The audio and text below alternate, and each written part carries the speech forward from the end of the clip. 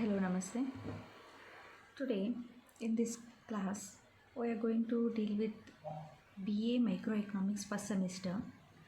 The topics are supply, meaning and its determinants, law of supply, and elasticity of supply. These are the learning objectives.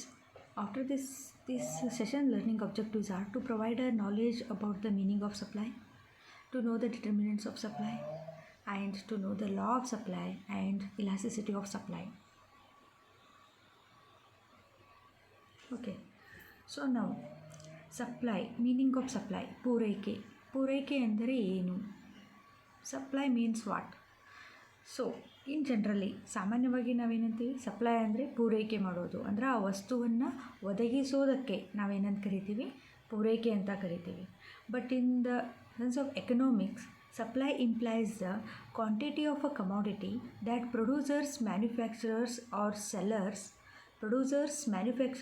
sellers are willing and able to offer market at different prices during a particular period of time. So ಪೂರೈಕೆ ಅಂದ್ರೇನು? ಈಗ ಬೇಡಿಕೆ ಅಂದರೆ ನಾವೇನು ಹೇಳ್ತೀವಿ, ಬೇಡಿಕೆ ಆಗಬೇಕಾತಂದರೆ 3 ಅಂಶಗಳನ್ನು ಗಮನದಲ್ಲಿಟ್ಕೋಬೇಕು ಅಂತ ನಾವು ಹೇಳ್ತೀವಿ. ಫಾರ್ ಎಕ್ಸಾಂಪಲ್, ಡಿಸೈರ್, ಆಸೆ, ಆ ವಸ್ತುವಿನ ಕುರಿತು ಆಸೆ ಇರಬೇಕು. So next, capacity to purchase that product, ಅಂದರೆ ಅದ್ರ ಬಗ್ಗೆ ನಮಗೆ ಕೆಪ್ಯಾಸಿಟಿ ಅಂದರೆ ನಮ್ಮ ಹತ್ರ ಹಣ ಇರಬೇಕು. Third one is we have ಈ willingness to purchase that product in the case of demand. Same as in the case of supply ಯಾರು ಮಾಡ್ತಾರೆ? ಸಪ್ಲೈ ಯಾರು ಮಾಡ್ತಾರೆ ಅಂದರೆ, ಯಾರು ಆ ವಸ್ತುವನ್ನು ಉತ್ಪಾದಿಸ್ತಾರೋ ಅವರು ಆ ವಸ್ತುವನ್ನು ಪೂರೈಕೆಯನ್ನು ಮಾಡ್ತಾರೆ. ಸೊ ಯಾರು ಆ ವಸ್ತುವನ್ನು ಮಾರಾಟ ಮಾಡ್ತಿರ್ತಾರೋ, ಉತ್ಪಾದಕರಿಂದ ಆ ವಸ್ತುವನ್ನು ಪಡೆದುಕೊಂಡು ಯಾರು ಆ ವಸ್ತುವನ್ನು ಮಾರಾಟ ಮಾಡ್ತಿರ್ತಾರೋ ಅವರು ಆ ವಸ್ತುವನ್ನು ಪೂರೈಸುತ್ತಾರೆ. ಸೊ ಇಲ್ಲಿ ಪೂರೈಕೆದಾರನ ದೃಷ್ಟಿಯಲ್ಲಿ ಪೂರೈಕೆ ಅಂದರೆ ಏನು? ಪೂರೈಕೆದಾರನಿಗೂ ಕೂಡ ಆ ವಸ್ತುವನ್ನು ಪೂರೈಕೆ ಮಾಡುವ ಮನಸ್ಸಿರಬೇಕು. ಮೊದಲು ಆ ಪೂರೈಕೆದ what is first condition? First condition is the supplier has to have that a particular commodity. ಆ ವಸ್ತು ಆ ಪೂರೈಕೆದಾರನ ಹತ್ರ ಬಳಿ ಮೊದಲು ಇರಬೇಕು. ವಸ್ತು ಇದ್ದಾಗಷ್ಟೇ ಅದನ್ನು ಪೂರೈಕೆ ಎಂದು ಕರೆಯಲಾಗುವುದಿಲ್ಲ. ಆ ವಸ್ತು ಇದ್ದಾಗ ಪೂರೈಕೆದಾರನಿಗೆ ಆ ವಸ್ತುವನ್ನು ಮಾರಾಟ ಮಾಡುವ ಮನಸ್ಸಿರಬೇಕು. Sellers are willing and able to offer. Able to means he has to have that commodity. Willing means he wanted to sell that commodity in the market. ಬರೀ ಪೂರೈಕೆದಾರನ ಹತ್ತಿರ ಅವನ ಗೋದಾಮುಗಳಲ್ಲಿ ಸಾಕಷ್ಟು ಅಕ್ಕಿ ರಾಶಿಗಳು ಬಿದ್ದಿರ್ತವೆ. ಸೊ ಅಕ್ಕಿ ರಾಶಿಗಳಿದ್ದಾಗ ನಾವು ಅದಕ್ಕೆ ಮಾರುಕಟ್ಟೆಯಲ್ಲಿ ಪೂರೈಕೆ ಇಷ್ಟು 10 ಟನ್ ಅಕ್ಕಿ ಇದೆ, ಭತ್ತ ಇದೆ ಅಂತ ಹೇಳಕ್ಕೆ ಬರೋದಿಲ್ಲ. ಯಾಕೆ ಹೇಳಿ? ಆ ಪೂರೈಕೆದಾರ ಆ ವಸ್ತುಗಳನ್ನು ಯಾವಾಗ ಮಾರುಕಟ್ಟೆಗೆ ತರುವನೋ ಆವಾಗ ನಾವು ಅದಕ್ಕೇನು ಹೇಳ್ತೀವಿ? ಪೂರೈಕೆ ಅಂತ ಹೇಳ್ತೀವಿ. ಸೇಮ್ ಏನು ಬೇಡಿಕೆ ಥರನೇ ಇದು ಕೂಡ ಪೂರೈಕೆದಾರನ ದೃಷ್ಟಿಯಲ್ಲಿ ಪೂರೈಕೆದಾರನಿಗೆ ವಸ್ತುಗಳನ್ನು ಮಾರುಕಟ್ಟೆಗೆ ಪೂರೈಕೆ ಮಾಡುವ ಮನಸ್ಸಿರಬೇಕು, ಹಾಗೂ ಸಾಮರ್ಥ್ಯವಿದ್ದಾಗ ಮಾತ್ರ ಒಂದು ನಿಗದಿತ ಅವಧಿಯಲ್ಲಿ ವಿವಿಧ ಬೆಲೆಗಳಲ್ಲಿ ಮಾರಾಟಗಾರನು ಆ ವಸ್ತುವನ್ನು ಮಾರಾಟ ಮಾಡುವ ಅಥವಾ ಮಾರುಕಟ್ಟೆಗೆ ಒದಗಿಸುವ ಸ್ಥಿತಿಗೆ ನಾವೇನಂತ ಕರಿತೀವಿ? ಇಲ್ಲಿ ಪೂರೈಕೆ ಅಂತೇಳಿ ಕರಿತೀವಿ. Okay, so next, types of supply. There are 2 types of supply. First one is individual supply. Individual supply connotes the quantity of a good or a service which an individual organization is willing and able to produce and offer and sell. Individual organization, for example, if you go to markets, okay, Saturday or Monday, they almost all the villagers has come to sell their products there. Means ಅವರು ತಮ್ಮ ಹೊಲದಲ್ಲಿ ಬೆಳೆದ ಎಲ್ಲ ಕೆಲವೊಂದು ತರಕಾರಿಗಳಾಗಿರ್ಬೋದು, ಕೆಲವೊಂದು ಅಕ್ಕಿ ಜೋಳಗಳಾಗಿರ್ಬೋದು, ಅವುಗಳನ್ನು ಏನು ಮಾಡ್ತಾರೋ ಮಾರುಕಟ್ಟೆಗೆ ತಂದು ಮಾರಾಟ ಮಾಡ್ತಿರ್ತಾರೆ.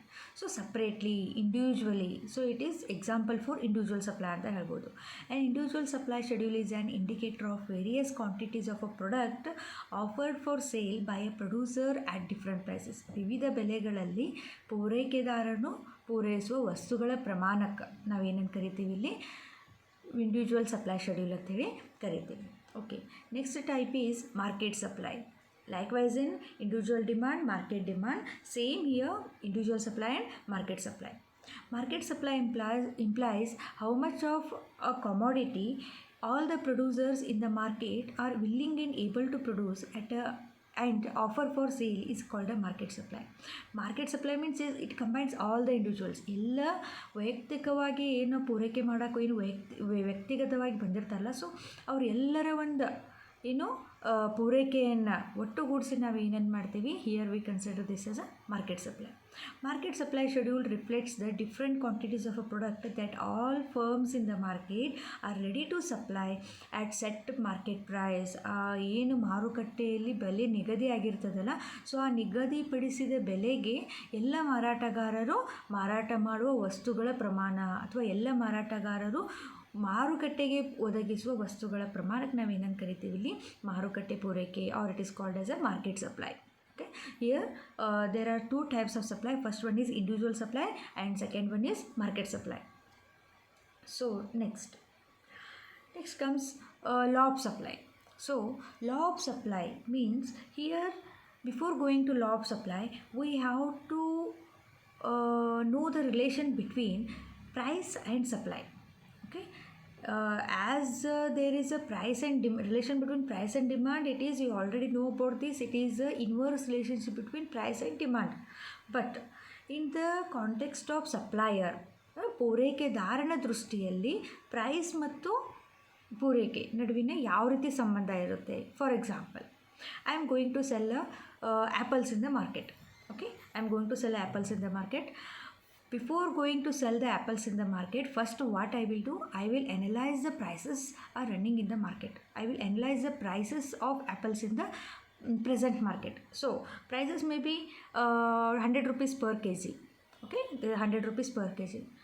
But after some time it will raise to 200 rupees per kg. I will take apples to the market when prices are high in the market. Are you getting my point? ಯಾವಾಗ ಪೂರೈಕೆ ಮಾಡ್ತೀನಿ, ಈಗ ನಾನೇ ಮಾರಾಟಗಾರಳಿದ್ದಾಗ ನಾನು ವಸ್ತುಗಳನ್ನು ಮಾರುಕಟ್ಟೆಗೆ ಯಾವಾಗ ಪೂರೈಕೆ ಮಾಡ್ತೀನಿ, ಯಾವಾಗ ಮಾರುಕಟ್ಟೆಯಲ್ಲಿ ಬೆಲೆಗಳು ಹೆಚ್ಚಿರುತ್ತವೆಯೋ ಆ ಸಮಯದಲ್ಲಿ ಏನು ಮಾಡ್ತೀನಿ, ನನ್ನಲ್ಲಿರೋ ವಸ್ತುಗಳನ್ನು ಮಾರುಕಟ್ಟೆಗೆ ಪೂರೈಕೆ ಮಾಡ್ತೀನಿ. What is motto behind this? The main motto behind this is to earn profit. ಯಾವಾಗ ಮಾರುಕಟ್ಟೆಯಲ್ಲಿ ಹೆಚ್ಚಿನ ಬೆಲೆಗಳಿದ್ದಾಗ ನಾನು ಪೂರೈಕೆ ಮಾಡಿದಾಗ ಏನಾಗ್ತದೆ, ನನಗೆ ಹೆಚ್ಚಿನ ಲಾಭ ಬರಲು ಸಾಧ್ಯವಾಗ್ತದೆ. ಆದರೆ ಇಲ್ಲಿ ಅನುಭೋಗಿಯ ಸ್ಥಾನದಲ್ಲಿ ನಿಂತ್ಕೊಂಡು ನೋಡಿದಾಗ ಅನುಭೋಗಿ ಏನು ಬಯಸ್ತಿರ್ತಾನೆ, ಬೆಲೆಗಳು ಕಡಿಮೆ ಇದ್ದಾಗ ಬೇಡಿಕೆನ ಹೆಚ್ಚು ಮಾಡ್ತಾನೆ.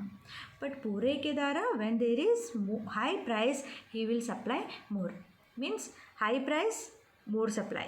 If there is a low price, what happens to supply? Supply will be less. Then there is a direct relation between price and supply. Means there is positive relation between price and supply. When price raises, supply also increases. When price comes down, supply also decreases. Now we'll go to the law of supply. The law of supply points that there is a positive relation, as I already said, there is a positive relation between the supply of a commodity and its price, such that the price of a commodity increases with increase in its price and decreases with fall in its price. Other things remaining constant. Here same, all theories are built upon some assumptions. They unchanged some concept here. Other things remaining constant. Other things are, technology will be same of that period. Next, input prices are same. Price of related goods are unchanged, or they are same price, fixed price. Nature and size of the industry is the same. Government policies are same. Means these are the other things here. They have noted the other things. Means basically supply means what? When there is a rise in price, supply will increase. When there is a fall in price, supply will also decrease. Okay, this is called a supply schedule. Supply schedule means there are ಯಾವ ಬೆಲೆಗಳಿಗೆ ವಿವಿಧ ಬೆಲೆಗಳಿಗೆ ಮಾರಾಟಗಾರನು ಒದಗಿಸುವ ಪೂರೈಕೆಯ ಪ್ರಮಾಣ. This is called A supply. At different prices, producer has to sell what producer has to supply in the market. So look at the prices goes on increased here, 10, 11, 12, 13, 14, 15, 16, like this goes on increasing. Prices are increasing more. And come to the supply of rice. First, when price is at 10 rupees, then supply of rice is 5 kg. Then price raise up to 14, then supply of supply also increasing here. Means there is a direct relation between supply, price and supply. Okay, now we come to the point that supply curve. So supply curve is a graphical presentation of supply schedule which shows different combinations between the price and the quantity. Okay, ಪೂರೈಕೆ ರೇಖೆ ಅಂದರೆ ಏನು? ವಿವಿಧ ಬೆಲೆಗಳಿಗೆ ಪೂರೈಕೆ ಪ್ರಮಾಣವನ್ನು ಏನು ಮಾಡ್ತದೆ ಪೂರೈಕೆ ರೇಖೆ ನಮಗೆ ತೋರಿಸ್ತದ ಅಂತ ಹೇಳ್ತೀವಿ. So supply curve is like this. let's draw. Okay, here OX axis 0, OY axis. Now what we have already discussed here, price and supply has a positively related. When price rises, supply also rises, means supply curve is upward sloping from left to right. See here, this is price, this is quantity, supply.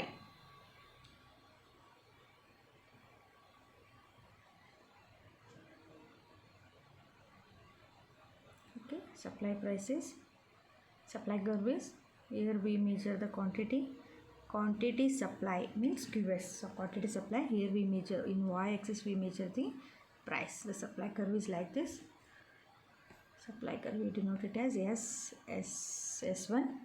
Okay, now we have to show that when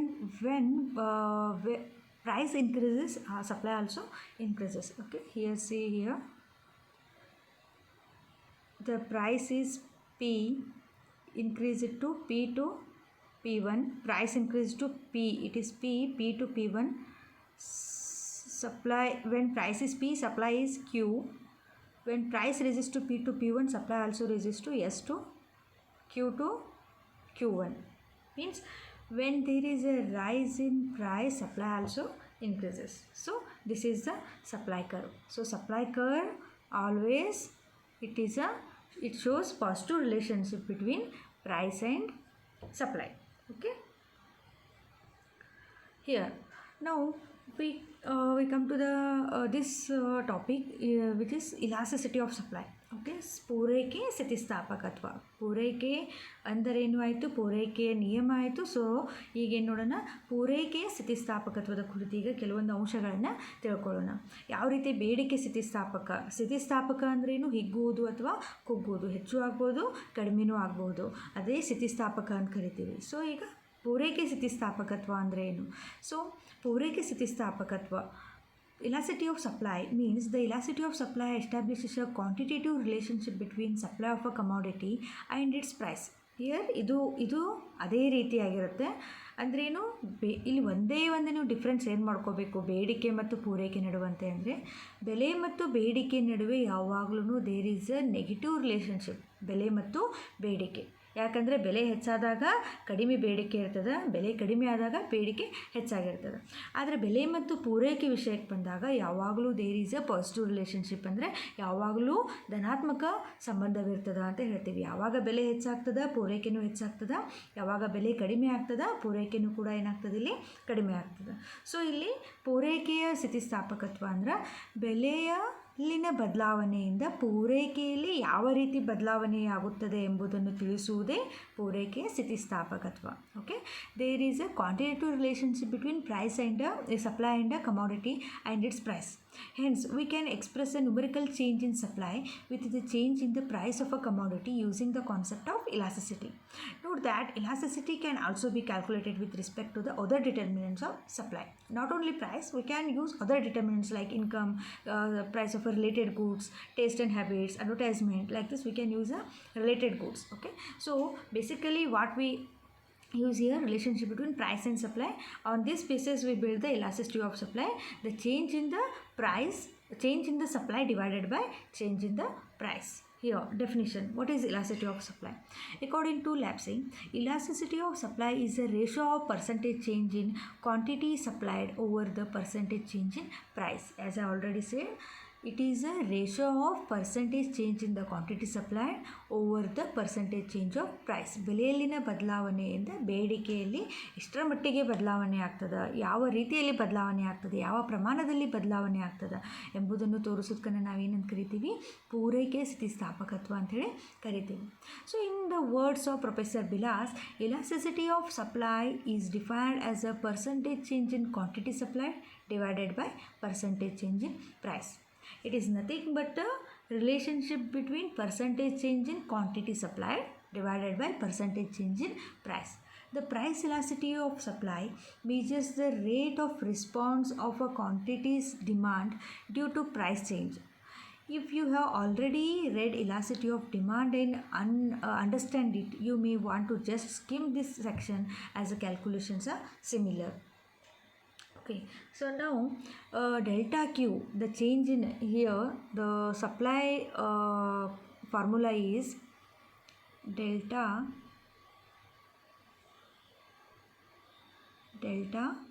Q divided by delta P into P divided by Q.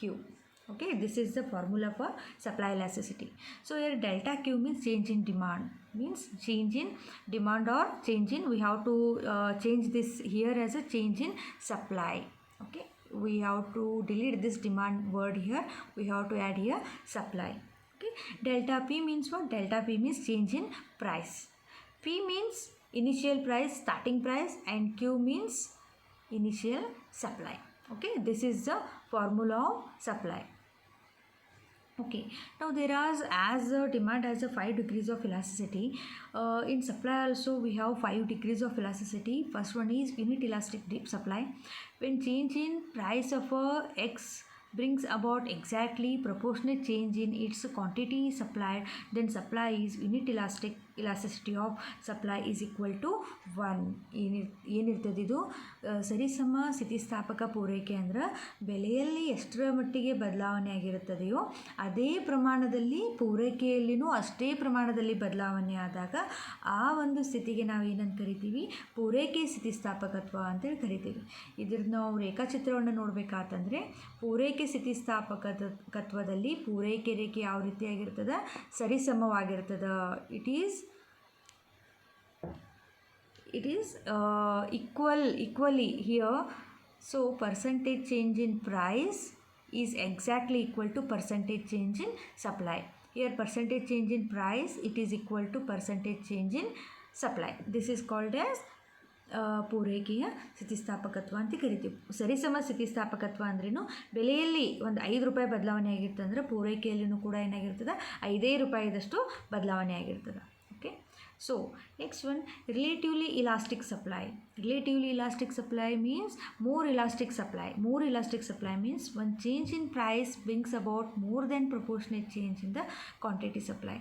ಅಂದರೆ ಏನು, ಬೆಲೆಯಲ್ಲಿ ಸ್ವಲ್ಪ ಬದಲಾವಣೆ ಆಗಿರ್ತದೆ, ಆ ಸ್ವಲ್ಪ ಬದಲಾವಣೆಗೂ ಅನುಗುಣವಾಗಿ ಅದರ ಪೂರೈಕೆಯಲ್ಲಿ ಏನಾಗ್ತದೆ, ಅಗಾಧ ಪ್ರಮಾಣದಲ್ಲಿ ಬದಲಾವಣೆ ಆಗ್ತದೆ. ಫಾರ್ ಎಕ್ಸಾಂಪಲ್, ಬೆಲೆ ಮಾರುಕಟ್ಟೆಯಲ್ಲಿ ಬೆಲೆ ಏನಿರ್ತದೆ 10 ರೂಪಾಯಿಂದ 15 ರೂಪಾಯಿಗೆ ಹೆಚ್ಚಾಗಿರ್ಬೋದು. ಪೂರೈಕೆ ಮೊದಲು 10 ಚೀಲಗಳನ್ನು ಮಾರಾಟ ಮಾಡೋರು ಒಮ್ಮೆಲೆ ಎಷ್ಟು 50 ಚೀಲಗಳನ್ನು ಮಾರಾಟ ಮಾಡೋಕ್ಕೆ ಹೋಗ್ತಾರೆ. ಯಾವಾಗ ಬೆಲೆ 10ರಿಂದ 15 ರೂಪಾಯಿಗಾದ, means there is a more change in supply compared to price. This is called as more elastic supply or relatively elastic supply ಅಂತ ಹೇಳಿ ನಾವು ಇದಕ್ಕೆ ಕರಿತೀವಿ.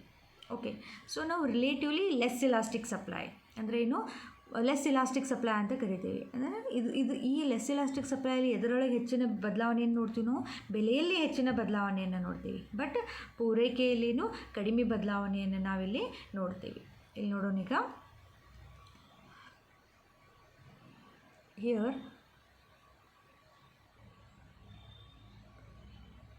okay, this is supply curve. ಬೆಲೆಯಲ್ಲಿ ಹೆಚ್ಚು ಬದಲಾವಣೆ ಆಗಿರ್ತದೆ, ಬಟ್ ಪೂರೈಕೆಯಲ್ಲಿ ಏನು ನೋಡ್ತೀವಿ ನಾವು, ಕಡಿಮೆ. ಇಲ್ಲಿ ಹೆಚ್ಚಿನ ಬದಲಾವಣೆ ಆಗಿರ್ತದೆ, ಬಟ್ ಇಲ್ಲೇನು ಕಡಿಮೆ ಬದಲಾವಣೆಯನ್ನು ನಾವಿಲ್ಲಿ ನೋಡ್ತೀವಿ. ಇದಕ್ಕೆ ನಾವೇನಂತ ಕರಿತೀವಿ, ಕಡಿಮೆ ಸ್ಥಿತಿಸ್ಥಾಪಕತ್ವ ಪೂರೈಕೆ. Okay, so Next, perfectly elastic supply. When a negligible change in price brings about an infinite change in quantity supply, then supply is said to be perfectly elastic. Elasticity means infinity. So ಬೆಲೆಯಲ್ಲಿ ಯಾವುದೇ ರೀತಿ ಬದಲಾವಣೆ ಆಗಿರೋದಿಲ್ಲ. For example ಏನು perfectly elastic supply curve ಹೆಂಗಿರ್ತದೆ, it is perpendicular to X axis. ಇಲ್ಲಿ ಬೆಲೆ ಇರ್ತದೆ, ಬೆಲೆಯಲ್ಲಿ ಯಾವುದೇ ರೀತಿ ಹೆಚ್ಚಿನ ಬದಲಾವಣೆಗಳೇನಾಗಿರೋದಿಲ್ಲ. ಆದರೆ ಪೂರೈಕೆಯಲ್ಲೇ ನೋಡ್ರಿ, ಪೂರೈಕೆಯಲ್ಲಿ ಅಗಾಧ ಪ್ರಮಾಣದ ಬದಲಾವಣೆ ಆಗಿರ್ತದೆ. ಕ್ಯೂ ಎಸ್ ಅಲ್ಲಿ ಏನಾಗಿರ್ತದೆ, ಅಗಾಧ ಪ್ರಮಾಣದ ಬದಲಾವಣೆ ಆಗಿರ್ತದೆ ಅಂತ ಹೇಳ್ತೀವಿ. So the supply perfect elastic supply means it is elasticity of supply here is infinity. ಅನಂತ ಪ್ರಮಾಣದವರೆಗೆ ಏನು ನೋಡ್ತೀವಿ ನಾವಿಲ್ಲಿ, ಪೂರೈಕೆಯಲ್ಲಿ ಬದಲಾವಣೆಗಳನ್ನು ನೋಡ್ತೀವಿ. ಸೊ ಇದಕ್ಕೆ ಏನಂತೀವಿ, ಪರಿಪೂರ್ಣ ಸ್ಥಿತಿಸ್ಥಾಪಕತ್ವ, ಪರಿಪೂರ್ಣವಾಗಿ ಸ್ಥಿತಿಸ್ಥಾಪಕತ್ವ ಪೂರೈಕೆ ಅಂತೇಳಿ ನಾವಿಲ್ಲಿ ಕರಿತೀವಿ. ಓಕೆ, ನೆಕ್ಸ್ಟ್ ಪರ್ಫೆಕ್ಟ್ಲಿ ಇನ್ಇಲಾಸ್ಟಿಕ್ ಸಪ್ಲೈ, ಅದರದ್ದು ಅಪೋಸಿಟ್ ಅಂದರೆ ಏನು, ಪೂರೈಕೆ ಬೆಲೆಯಲ್ಲಿ ಎಷ್ಟೇ ಬದಲಾವಣೆಗಳಾದ್ರೂ ಕೂಡ ಪೂರೈಕೆ ಮಾತ್ರ ಏನಿರ್ತದಿಲ್ಲಿ ಕಾನ್ಸ್ಟೆಂಟ್ ಆಗಿರ್ತದೆ. So this is supply curve. The supply is constant. Okay, supply is constant, but there is increase in demand or it may be decrease. Means when a change in price has no effect, means changing price has no effect on supply, means it is called as perfectly inelastic supply. ಬೆಲೆಯಲ್ಲಿ ಎಷ್ಟೇ 10 ರೂಪಾಯಿದು 15 ಆಗಲಿ, 15 ಇದ್ದದ್ದು 200 ಆಗಲಿ, 200 ಇದ್ದದ್ದು 1000, it may be 1000, but at the same time ಸಪ್ಲೈಯಲ್ಲಿ ಏನಾಗಂಗಿಲ್ಲ, ಯಾವುದೇ ರೀತಿ ಬದಲಾವಣೆಗಳು ಕಂಡುಬರೋಂಗಿಲ್ಲ. ಮುಂಚೆ ಎಷ್ಟಿತ್ತು ಅಷ್ಟೇ ಪ್ರಮಾಣದ ಪೂರೈಕೆ ಏನಿರ್ತದೆ ಮಾರುಕಟ್ಟೆಯಲ್ಲಿ ಅವೈಲೇಬಲ್ ಇರ್ತದೆ. ಸೊ ಈ ಒಂದು ಕಾನ್ಸೆಪ್ಟ್ ನಾವೇನಂತ ಕರಿತೀವಿ, ಪರ್ಫೆಕ್ಟ್ಲಿ ಇನ್ಇಲಾಸ್ಟಿಕ್ ಸಪ್ಲೈ ಅಂತ ಕರಿತೀವಿ. So there are 5 degrees of supply here. First one is unitary elastic supply, more elastic supply, less elastic supply, perfectly elastic supply, and perfectly inelastic supply. Okay, for this I have referred Gingan Microeconomics, Goldstein's Microeconomics books. Okay, these are good books. You can refer whichever you are comfortable with. Okay, thank you.